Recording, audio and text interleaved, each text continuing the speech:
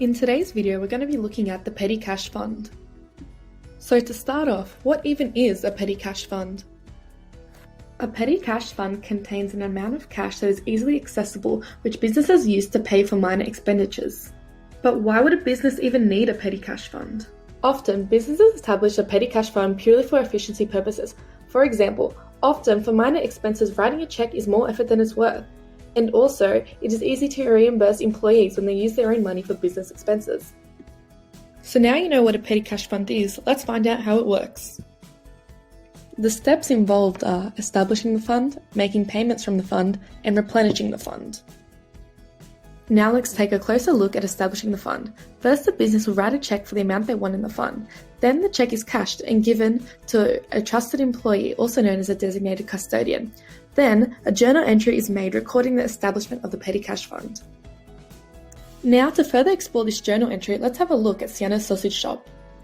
On the 1st of January, Sienna establishes a fund by cashing a $100 check and giving the cash to a custodian. This is seen in the journal entry below, where petty cash is debited and cash is credited.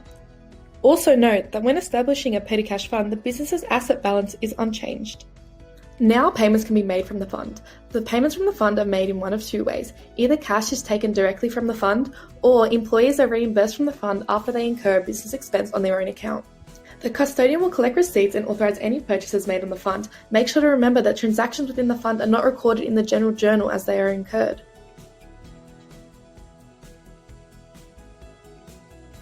When the business decides that the petty cash fund needs to be replenished, the remaining cash in the fund is counted and receipts are collected. Then the business cashes a new check that will bring the fund back to its original balance. To better understand this, let's have a look at Sienna's sausage shop. The custodian at Sienna's Sausages prepares a cash replenishment report and collects receipts which total the amount she requests for replenishment, which as seen in the report is $95. When replenishing the fund, a journal entry needs to be made. The general journal will show debited expense accounts related to the expenses of the petty cash fund. The cash account will be credited for the replenishment amount when the new check is cashed. It is also good to note that assets and owner's equity will be affected by replenishment of the petty cash fund.